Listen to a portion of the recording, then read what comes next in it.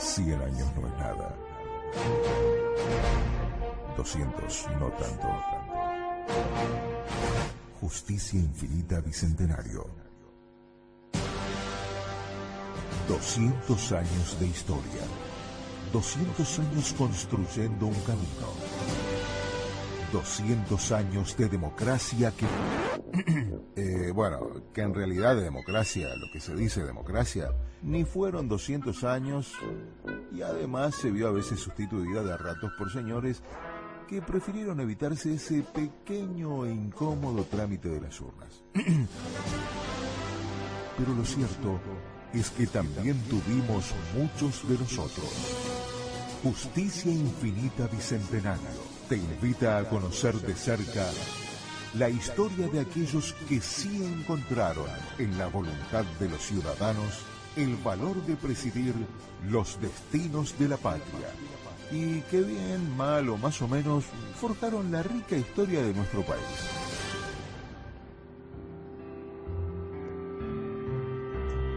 Bien, como ustedes saben, este programa, Justicia Infinita Bicentenario, en el caso de este año, ha decidido hacer una suerte de revisión por su historia, no la del programa naturalmente, sino la de nuestro país, de la orientalidad. Y hemos decidido empezar a revisar, conocer un poquito más de cerca la historia de los presidentes que ha tenido nuestra nación. Decidimos invitar en primera instancia a alguien que ha aceptado dicha invitación y nos honra muchísimo que esté por acá, que es el doctor Jorge Valle. Bienvenido, muy buenas tardes.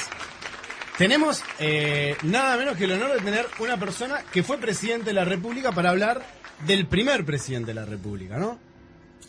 Bueno, buenas tardes o buenos días, no sé, para mí yo no almorcé todavía, si me van a dar algo le agradecería. Tenemos unos palitos de esto. Palitos de yo estoy a dieta, no me viene mal. Cualquier cosita no me viene mal. Bueno, creo que es un tema realmente muy interesante, muy interesante. Se han estado escribiendo cosas muy importantes desde el punto de vista histórico sobre la vida del país en los últimos tiempos. Hay esfuerzos de distintos historiadores sobre las cosas del país. Es una historia sin fin, como todas las historias, es una historia sin fin. Es difícil también para el historiador, porque es muy difícil para el historiador o para el que lee la historia ponerse en el lugar de los tiempos de los cuales se está hablando, de los cuales se está escribiendo, ¿no es verdad? ¿Cuáles eran los sentimientos? Usted recién decía, por ejemplo, cuando estuvo en el Museo de los Presidentes, advirtió que eran todos mucho más chiquititos. Físicamente sí. Bueno, de ahí todo le regalé el bastón de Herrera Lloves al museo, que me lo habían dado a mí de regalo. Y me di cuenta por el tamaño del bastón que Lloves debía ser muy chiquitito. Claro, nunca lo hubiese podido usar muy usted. Bajito. No, jamás, me llegaba a la rodilla, nada más, ¿no?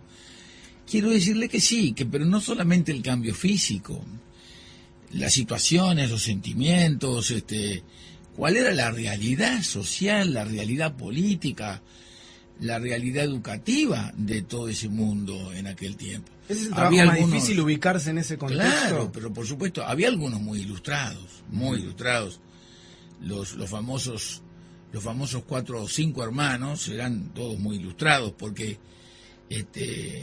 usted sabe que yo tengo alguna afición genética en materia de caballos de carrera, ¿no? Entonces, en materia de caballos de carrera se dice que hay caballos que son enrazadores, cuyas herencias son realmente muy importantes. Desde el punto de vista humano pasa algo parecido. Acá el más grande enrazador fue el viejo Lucas Oves, porque calcule, Yauri, constitucionalista y ministro de Relaciones Exteriores de Rivera, era Yauri Oves. Nicolás Herrera, era Nicolás Herrera y Oves. Andrés Geli, era Andrés Geli y Oves. Julián Álvarez, era Julián Álvarez y Oves. Y Melchor Pacheco, era Melchor Pacheco y Oves. Las 5 hermanas Oves tuvieron hijos que realmente fueron primeras figuras, y fueron prácticamente todos juntos con Santiago Vázquez y con Giró ministros de Rivera. Pero ¿cuál era el problema central que tuvo ese gobierno, como cualquier otro que hubiera sido? porque la contienda era quién iba a ser presidente, si era Rivera o si era Lavalleja. Lavalleja quería ser presidente, Rivera también quería ser presidente. Todavía no habían delineado los partidos, como se conocieron después, no en manos de Lavalleja, la dirección del Partido Blanco, sino en manos de Oribe. Era, bueno, quién decidía ser presidente después de la convención preliminar de paz. Bueno, a Rivera lo eligieron con 27 votos contra 5 votos.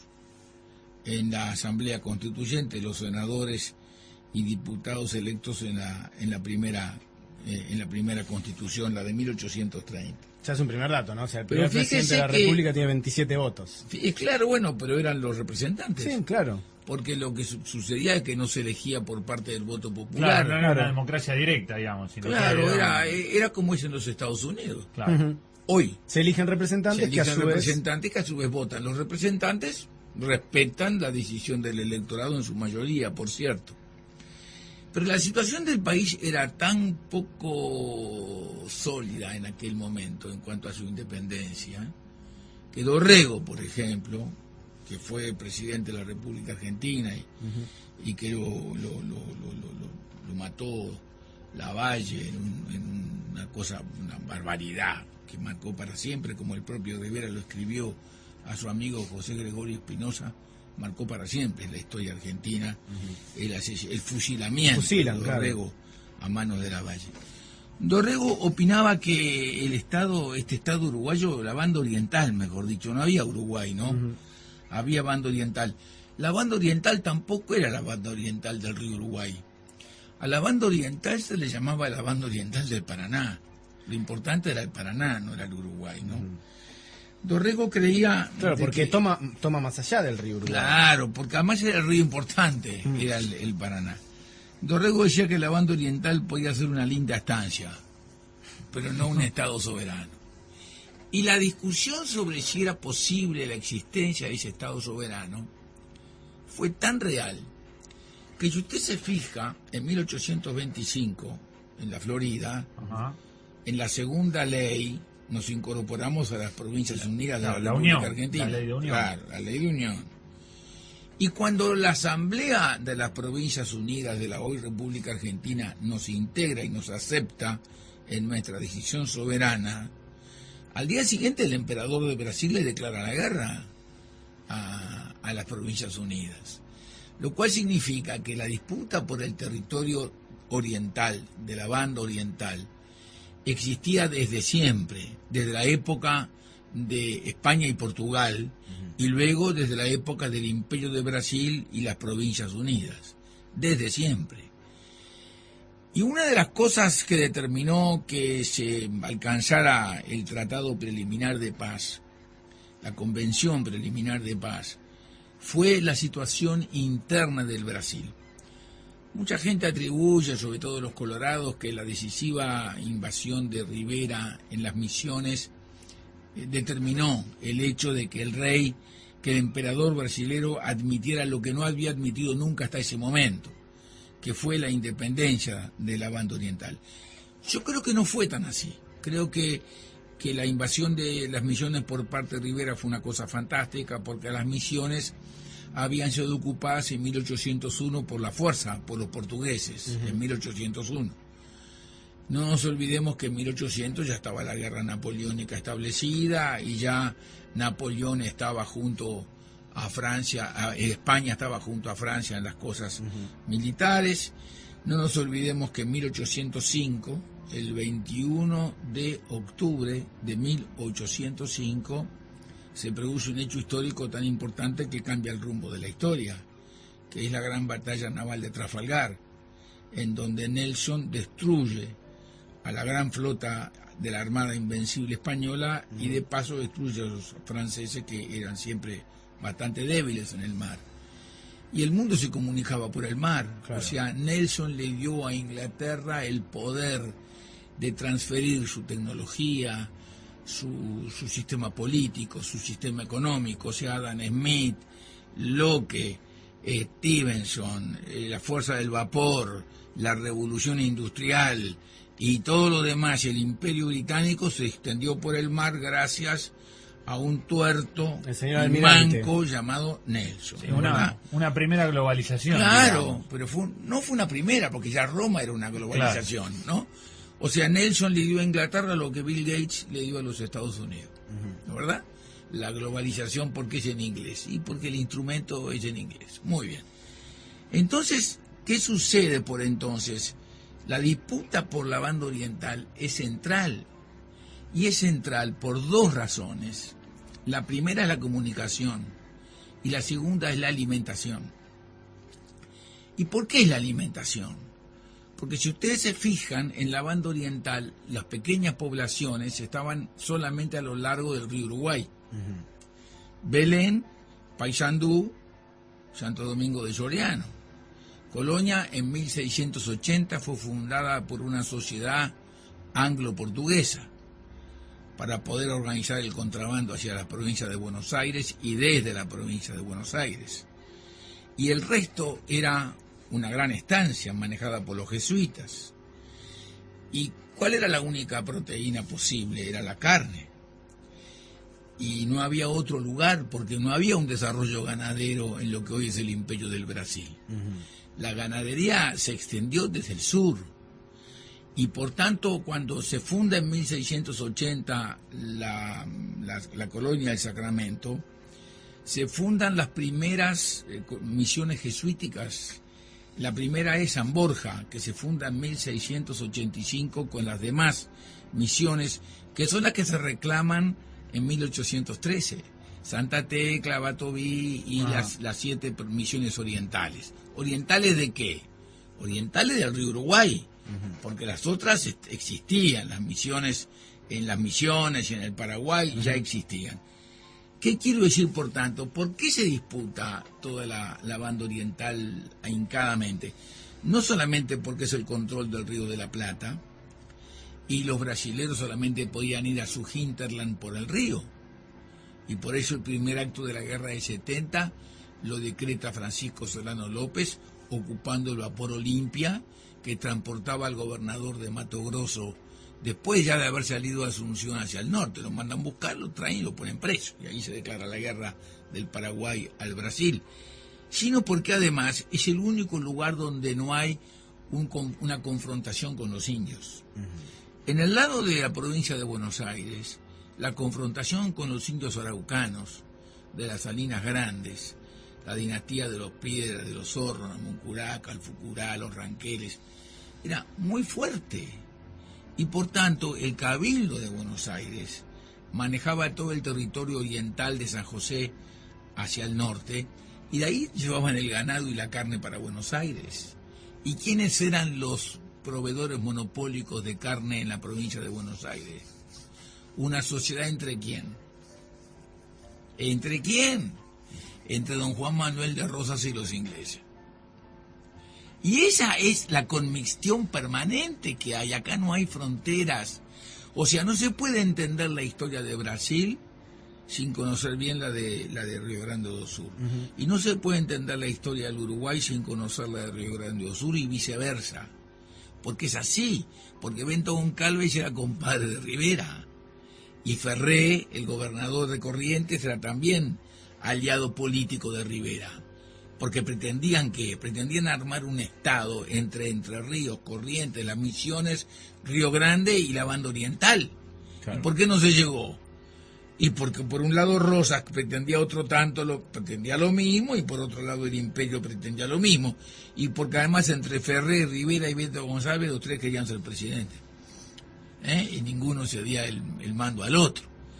Lo cual significa que ese era el contexto, digamos, que claro, el problema de aquel entonces era si existía la posibilidad de un Estado independiente. O sea, Ferré quiso hacer de Corrientes un Estado independiente, Urquiza lo mismo quiso hacer de Entre Ríos un Estado independiente, Florianópolis fue un Estado independiente, y la Revolución Farroupilha fue un Estado independiente.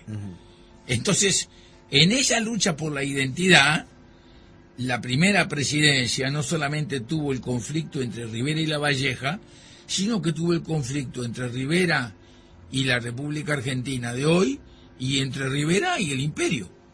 Por ejemplo, cosas bien concretas. A Rivera le hicieron 5 revoluciones. La primera se la hizo el mayor Santana, que lo quiso secuestrar en Durazno. La segunda se la hizo Garzón. Y 3 más se la hizo Lavalleja. De las 3 revoluciones de Lavalleja, unas vinieron de Buenos Aires y las otras vinieron de Brasil. Claro, porque cada uno a su vez tenía apoyos de caudillos. Claro, pero después pasó lo mismo con Rivera. Claro. Lo mismo era, porque no había frontera, porque era todo una sola cosa.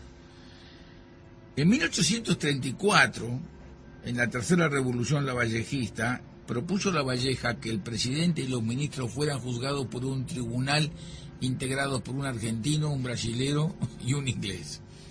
Que así que no había sentido de la identidad nacional, claro, para nadie. No digo que Lavalleja fuera malo, ni que Rivera fuera bueno, no digo nada. Digo que esa era la realidad. Quizás si la elección hubiera sido Lavalleja en lugar de Rivera, quizás Rivera hubiera pensado lo mismo, ¿no? Pero el tema de Rivera, fundamentalmente del gobierno de su tiempo, era tratar de sobrevivir a los esfuerzos regionales para que eso no sucediera. Al punto es así que Giró, por ejemplo, que Juan Francisco Giró, que fue presidente después y que fue canciller, le envió una nota al brasilero, al representante brasilero en Montevideo, a partir de las circunstancias de que una de las revoluciones de Lavalleja habían sido amparadas por la gente de Brasil. La nota no fue sino que fue del presidente del Senado, que en aquel momento era Carlos Anaya, porque Rivera estaba en campaña guerreando no sabe cuándo, y Carlos Anaya le expresa al encargado de negocios de Brasil en Montevideo: si su gobierno no expide perentoriamente las órdenes necesarias para que las fuerzas de su majestad escarmienten a los súbditos disidentes a que deben atribuirse los males que hoy pueden acarrear su conducta a ambas naciones, el Estado Oriental, se llamaban a sí mismos el Estado Oriental, usará de los suyos para vengar su dignidad ultrajada, sus instituciones y su solemne juramento. O sea, le dice: yo te hago la guerra si seguís así. Y Giró le dice a Rosas: el canciller oriental Juan Francisco Giró rechazó las presiones de Rosas contra los exiliados argentinos. Ya había exiliados argentinos. Esto lo viví en la época de mi padre. A mí el 6 de enero, mi padre, de 1955, no me dejó ir a ver el Ramírez y me mandó a Buenos Aires a que arreglara un lío que había con el gobierno argentino, que no podían venir los uruguayos a veranear si no tenían pasaporte. Argentinos no podían venir, sino que uruguayos. No, argentinos no podían venir al Uruguay si no tenían pasaporte. No se viajaba con cédula de identidad. Perón había impuesto el pasaporte. Y como no te daban el pasaporte, chau. Entonces me mandó a mí a arreglar el negocio. Y yo estuve conversando con Borlenghi, que era el ministro de Trabajo, de Interior de Perón. Y bueno, después arreglé con Jorge Antonio y se levantó la medida. ¿Y cuál era la protesta de Borlenghi? Los exiliados argentinos en el Uruguay, igual que en la época esta. Y Giró le dice: la libertad de imprenta consagrada por las leyes de este país, que se señalan a los agraviados los medios legales de obtener cualquier satisfacción de los que abusen en ellas en cualquier sentido, no dejan a la autoridad pública otro medio de intervenir que el poco o ningún influjo sobre la opinión de escritores que no dependen de ella, pero promete emplearlo con todo el interés que en igual caso tendría el derecho de esperar del gobierno de Buenos Aires. O sea, le dije: mira, acá hay libertad de prensa, le dice, yo no puedo impedir que los tipos hablen lo que quieran, la única cosa que puedo hacer es llamarlos y pedirles que no lo hagan, y espero que en el caso que allá pase lo mismo, usted haga otro tanto. Usted no puede hacer otra cosa que lo que hago yo.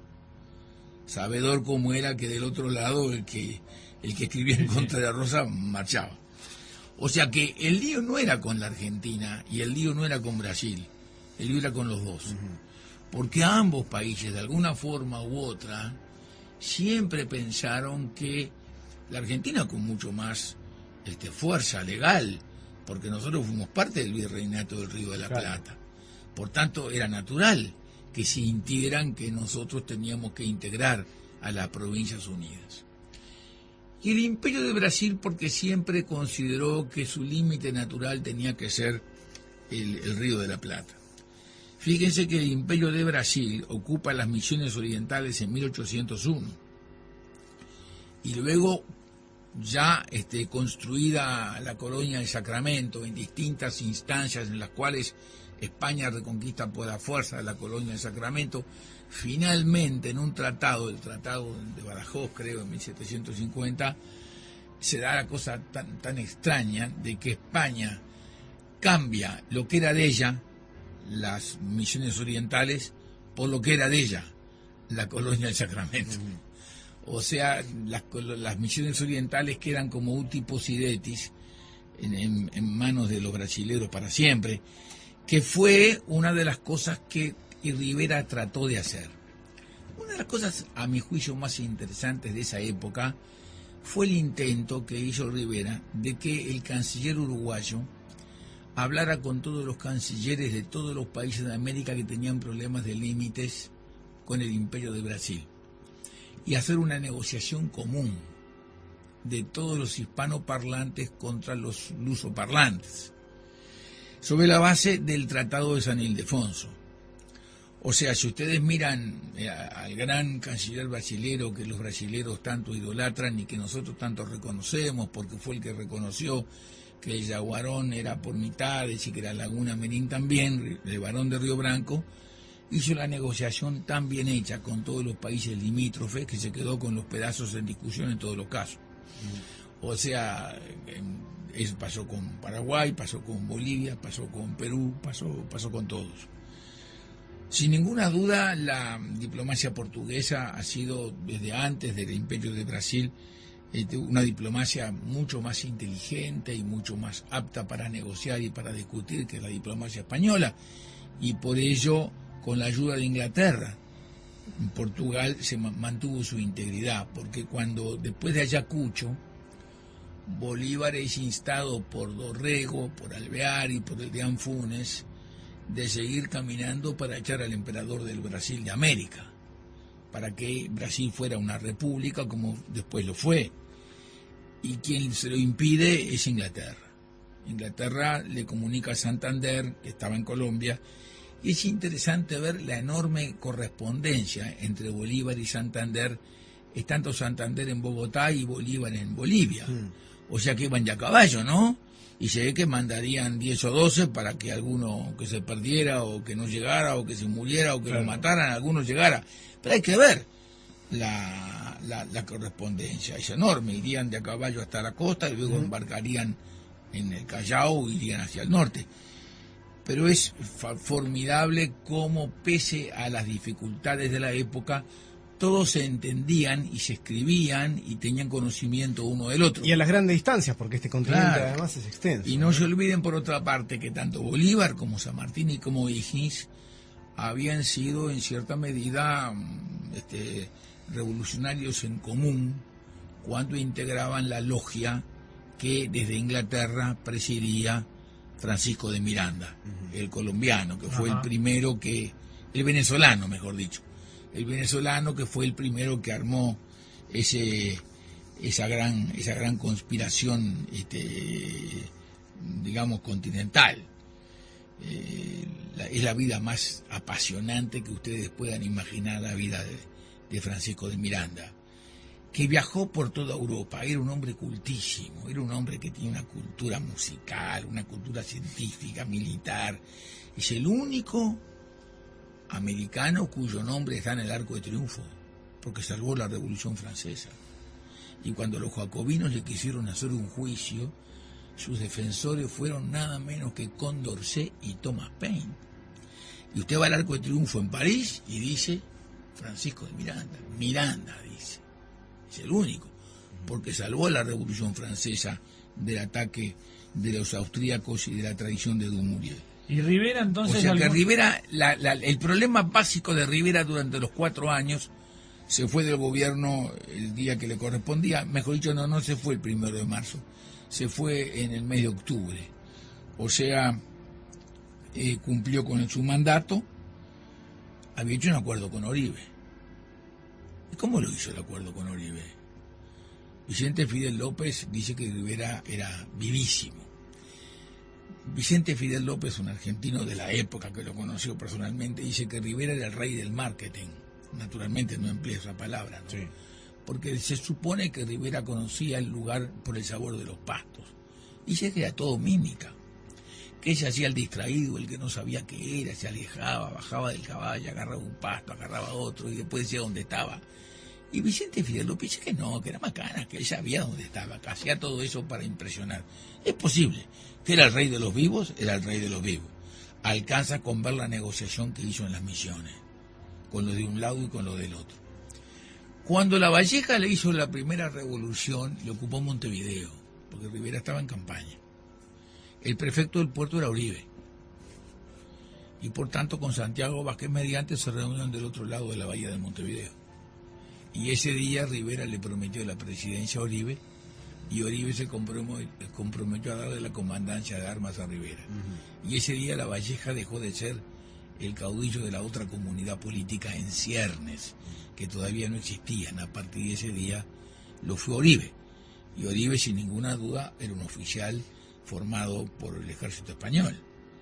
Oribe era un hombre distinguido, un hombre inteligente, un hombre que tuvo una larga y importante vida política y militar, que sirvió al gobierno de Rosas, inclusive fue el que derrotó a Lavalle, y fue también el que tomó prisionero, porque lo entregó su ayudante, a Marco Avellaneda, a quien, entre otras cosas, lo degollaron y le sacaron un cuero de la espalda para hacer una manea.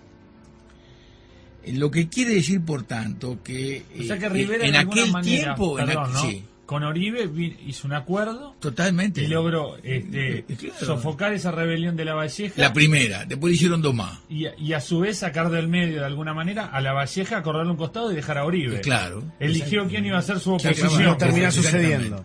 Por tanto, ¿cuál fue el problema principal de ese gobierno? Imagínese que Lavalleja Rivera mandó destruir las murallas de Montevideo para poder unir a Montevideo con el resto del país y no se ha encerrado. Mandó a buscar al ingeniero Pellegrini para hacer el puerto de Montevideo. Ya se daba cuenta que el puerto de Montevideo era el mejor puerto del Río de la Plata. Cosa que después hizo La Torre. Hay una cosa de La Torre, no, de Santos, no es de La Torre, es de Santos. Santos mandó al agrimensor Carve a Londres a pedir el crédito para construir el puerto de Montevideo en 1883. El puerto recién lo inauguró Valle Ordóñez, o sea, se tardaba en hacer un puerto. Entonces Santos lo mandó a Irte Borda de embajadora a Buenos Aires y le manda la carta y le dice, cuando lo vaya a ver a Roca, al general Julio Argentino Roca, el presidente que fue de la Argentina, que había hecho la campaña del desierto contra los indios en la Argentina, allá había ido hasta el sur para reducir a esas tribus araucanas que habían llegado prácticamente hasta el Azul en la época del 70. Tenían sitiada prácticamente a toda la campaña argentina, la campaña de Buenos Aires. Le dice, usando los términos de la época, por supuesto, sea bien salamero con él, o sea bien atencioso, ¿no? Trátelo bien, sea bien salamero, adúlelo un poco, le estaba diciendo. Pero no le vaya a decir que ya tenemos la plata para construir un puerto de aguas profundas más importante que el de Buenos Aires. O sea, la historia es hija de la geografía. El puerto de Buenos Aires siempre fue un puerto malo.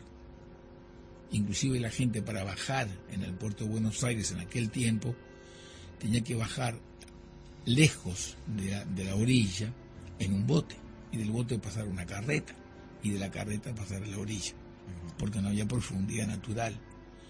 En Montevideo había profundidad natural, y por eso el asentamiento de la Marina de Guerra Española siempre estuvo en Montevideo, y por eso la única ciudad fortificada del Imperio Español en el Atlántico fue Montevideo, porque era una ciudad fuerte, una ciudad militar para controlar las vías de navegación del Imperio Español. Las vías de navegación, ¿con quién? Y con el resto del mundo, pero no solamente con Europa, también con África y con Asia, porque esa cosa que dice que los chinos vienen del mundo a negociar, pero lo hacían en la época del Imperio Español. Los bajeles jesuíticos, el bajel negro jesuítico llegaba a Acapulco con misiones comerciales del Asia. El mundo siempre fue redondo y las cosas sucedieron siempre igual. Por tanto, los primeros años, digamos, los primeros 30 años, desde 1830 hasta 1860, el tema principal del Estado oriental era consolidarse como Estado independiente. Ese fue el tema principal, porque después tuvimos la Guerra Grande hasta 1851, y después de 1851 tuvimos las consecuencias de la Guerra Grande con una guerra civil entre blancos y colorados muy dura, pero siempre una guerra civil en donde hasta Berro y Venancio Flores intervenían argentinos, brasileros y paraguayos, que fue el fin que llevó el de la guerra de la Triple Alianza, que comienzan por la expansión de Francisco Solano López, que se consideraba, como dicen los periodistas italianos, el Napoleón del Plata. Y eso llegó hasta 1870. Recién en 1870 termina ese tiempo de consolidación de los estados. Yo diría que desde 1810 hasta 1870, salvo el Imperio de Brasil y el aislamiento de Gaspar Rodríguez de Francia, los estados no estaban consolidados. No se sabía si iban a sobrevivir o si no iban a sobrevivir. Por tanto, más allá de lo que los gobiernos pudieran hacer para sobrevivir desde el punto de vista económico, financiero o lo que sea, el tema central de cada uno de ellos era si sobrevivían como naciones independientes. Y ese fue el tema central del gobierno de Rivera. Antes de leerte algunos mensajes que tenemos, yo tengo hay dos cosas que me gustaría preguntar. Es absolutamente imposible separar la imagen, el nombre de Fructuoso Rivera de la de los indios charrúas. Tampoco es imposible separarlo de la imagen de Rivera de los indios misioneros.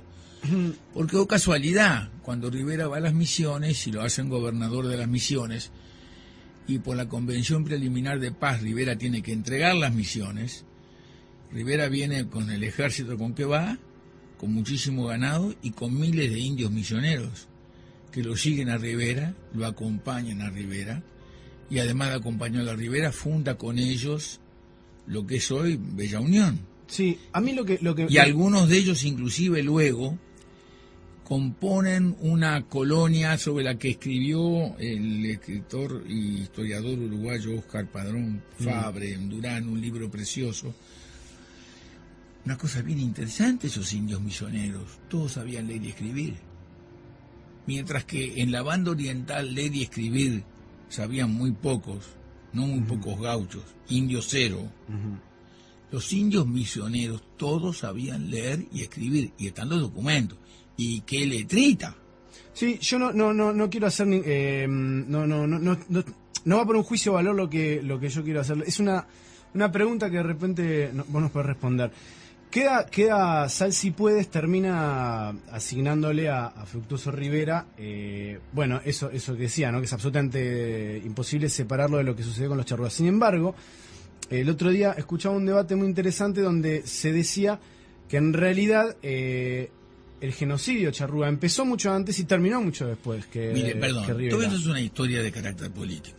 Pero ¿por qué razón? O sea, le termina costando, a tal punto le cuesta Sal si puedes que... Porque es una cosa muy sencilla, porque antes mataron a Bernabé. Claro, pero de repente ahí murieron 60, 70 charrúas. Pero, o sea. Está probado que los charrúas no eran de acá. Eran de Entre Ríos, básicamente. Y está probado que las etnias indígenas tenían conflictos entre ellos enormes. Está probado, por ejemplo, que para tomar la colonia del Sacramento llegó un ejército de indios del Guaraní de 5.000 hombres mandado por los jesuitas. ¿Y quiénes eran los indios locales que estaban del lado de los portugueses, hacían correrías y mataban gente? eran los indios Chanás y Enoa que estaban en la vuelta. Ese conflicto entre los indios es brutal. ¿Cuál era el ejército que Rivera tenía sobre ellos la mayor de las confianzas, que eran su custodia personal? Los Guaycurúes. Y cuando Vélez Irigoyen va a Durazno en 1839, en la segunda presidencia de Rivera, y dibuja la unidad militar de artillería, eran todos indios tapes, que eran misioneros, o sea, los llamados minuanos, y eran indios también de la misma origen, o sea que había conflictos entre los indios entre sí. Bueno, claro, cuando la Arañaga se empeña en su viaje a visitar Artigas, llega a Santa Lucía y le roban las mulas, unos indios tapes que se emborrachan y llevan las mulas y los cuelgan, ¿no? Y bueno, cuando Artigas, el abuelo de Artigas, hace los acuerdos con los indios y el cabildo lo manda a hacer los acuerdos con los indios, y cuando Lavalleja era segundo jefe hace las mismas cosas que Rivera. O sea, el conflicto con determinados sectores de indios, no con todos, porque los demás se incorporaron. Si usted mira la población oriental, somos mestizos, muchísimos de nosotros, mezclados con indios. Yo mismo, mi mamá. ¿De dónde viene mi mamá? De Bolivia. ¿Mi mamá de quién desciende? De don Cornelio Saavedra. ¿Y de dónde son? De Chuquisaca. Y si usted la mira a mi mamá, y sobre todo si mira a mi hermana Pona, yo me salvé un poco, pero son indias completas. O sea, somos todos mestizos.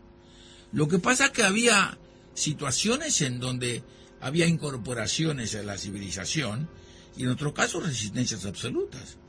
Y por tanto esos grupos minoritarios fueron sometidos durante mucho tiempo, antes, durante el tiempo de España, durante los tiempos posteriores al tiempo de España, por todos los que participaban.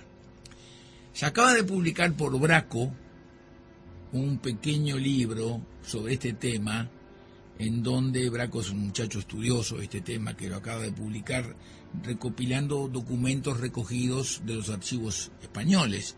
Y entonces usted encuentra documentos en donde entre Artigas y Jorge Pacheco se envían los prisioneros y los ponen en cuero fresco. ¿Y quiénes son los prisioneros? Y son indios, que no estaban sometidos a las reglas de la civilización.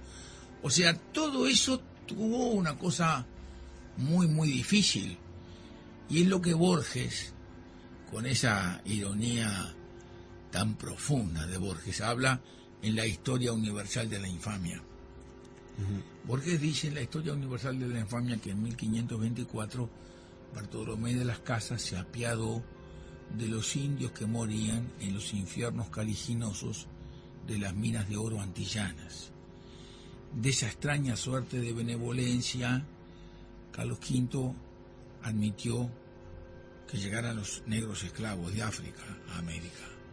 Y continúa Borges, de allí nacieron los 500.000 muertos de la Guerra de Secesión, la formidable figura de Abraham Lincoln, la buena pintura del pintor doctor oriental Pedro Figari, la buena prosa del oriental Rossi, la gracia de la señorita de tal y la abominable rumba el manicero. Porque ¿sabe por qué? Porque los africanos para la iglesia no tenían alma. ¿Sabe cuántos vinieron? ¿Cuántos calcula que trajeron? No, a mí no me pidas cálculos. No. Y bueno, digo un numerito. Cientos de miles seguro. ¿Cuántos millones? 8 millones. Hay que leer un libro breve, escrito por un joven menor que ustedes, llamado Nabucco, que fue un gran político de la República de la Federación Brasilera. Y Nabucco cuenta... Es que de pronto parecemos más, pero... Nabucco cuenta, no son tan jóvenes como Nabucco. Nabucco cuenta cómo la civilización brasilera la hicieron los africanos. Porque los africanos nos lo trajeron para cuidar los cultivos de caña de azúcar o de café o de lo que fuera. No había. Hubo caña de azúcar y café porque la mano de obra era africana. Primero que te queremos agradecer muchísimo por venir, por inaugurar este espacio en el que van a venir un montón de personas a hablar sobre la sucesiva sucesión, valga la redundancia, de presidentes de nuestro país. ¿Te cambió? ¿Consideras que hay algún cambio en tu opinión sobre alguna gestión, algún presidente, después de que te tocara ser presidente? Bueno, yo creo que pasar por esa experiencia. Yo creo que los líos que yo tuve fueron tan grandes que no me dio tiempo para preguntarme a mí mismo qué pasaba con los otros. Te hubieran cantado a Rivera. Yo con Rivera, por lo menos teníamos una cosa en común con Rivera. Somos los dos de Escorpión. Yo soy del 25 y él es del 24, parece, de octubre. Entonces, lo que yo digo es que la única cosa que en la que me parecía en cierta medida otro presidente fue a mi bisabuelo, porque el general Lorenzo Valle tuvo la crisis del Banco Magua. El Banco Magua, que fue un gran banco en el Río de la Plata, fundado por el Iñigo Evangelista de Sousa, barón de Magua, o vizconde primero y después barón, no sé cómo es la cosa de los títulos, que había nacido ahí en Yaguarón, y que era socio de Rothschild, y que fue el gran banquero. Llegó a tener en su presupuesto de su propia compañía un presupuesto mayor que el del Imperio del Brasil. Y si ustedes van por la Rambla y cuando llegan allí a donde está la vieja compañía del gas, hay un dique ahí, que es el dique Magua. O sea, y él fundó el Banco Magua y compró tierras acá. Es una historia apasionante también la de Magua. Murió pobre por otra parte, ¿no? Ese fundido. Él trajo a unos alemanes de Düsseldorf, a un miembro de la familia de los alemanes de Düsseldorf, de Porto Alegre, para que le administraran el banco. Se llamaba Carlos Grauert, el abuelo de Julio César Grauert.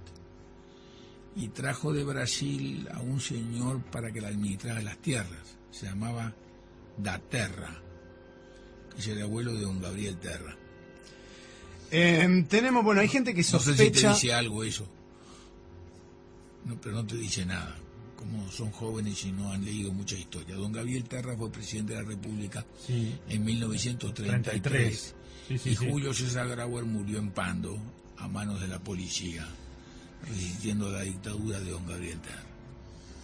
Habían venido los dos anteriormente al Uruguay, mandados a buscar por Irineo Evangelista de Sousa,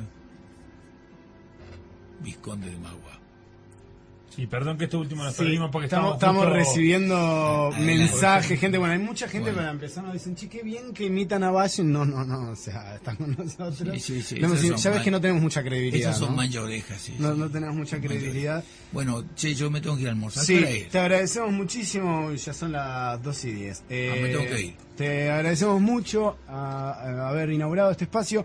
Vamos a seguir recibiendo entonces invitados y bueno, y quedamos acá a la espera. Si te vienen ganas de venir a hablar de algún otro presidente, tenemos unos cuantos por delante. A la orden.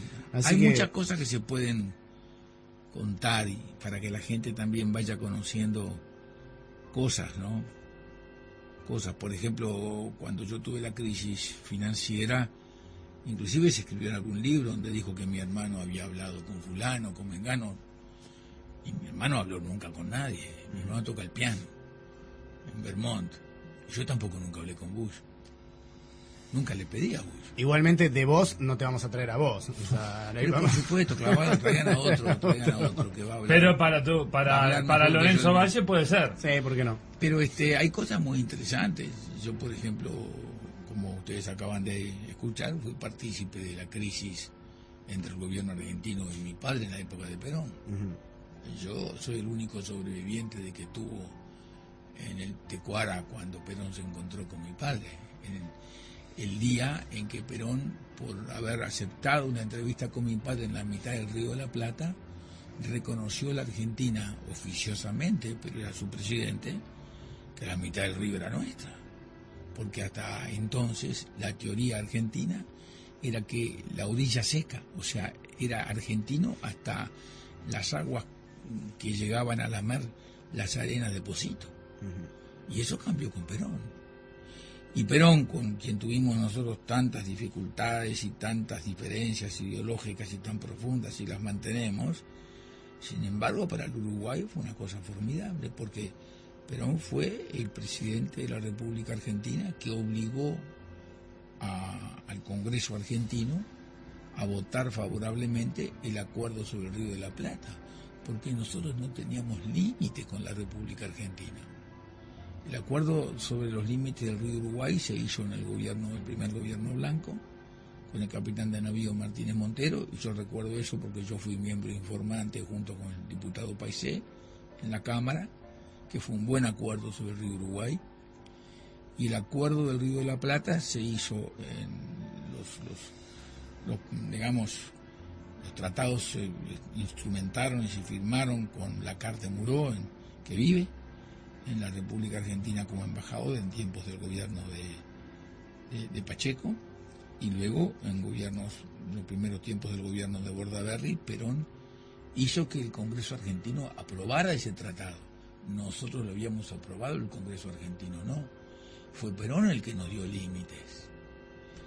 Cuando yo era chico, y tengo 83 años, el canal de acceso al puerto de Buenos Aires tenía una puerta de entrada que era un pontón, de Punta del Indio. Y ese canal de Punta del Indio, yo recuerdo haber recorrido el Río de la Plata y el Río Uruguay a bordo de un guardacosta de la Marina Uruguaya en el año de 1946, 47, para conocer todo eso, para ver todo eso. En una época que hacíamos la política de la retratoterapia. Perón mandaba una fotografía a la isla del Juncal, habitada por Doña María, que tenía 2 maridos en la isla, uno en cada punta, frente a Carmelo. Perón mandaba un retrato y después íbamos nosotros y poníamos un retrato del presidente del Uruguay. Al final la isla terminó de un lado, ¿no? Porque tiene un poquito de historia ese río, se ¿no? repartieron todas las... Pero ¿cómo? Y qué historia más fantástica. Bueno, Perón fue el que nos dio los límites. Si no, no tendríamos límites con la República Argentina. El lío que sería ese para la navegación y para los canales de acceso libres al puerto de Montevideo. El lío.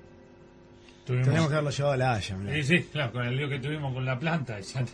Imagínate si no hubiera... Bueno, muchísimas gracias entonces por esta visita y te esperamos por acá entonces A la orden. Para otra oportunidad, ¿eh? Muchas gracias. Como los viejos.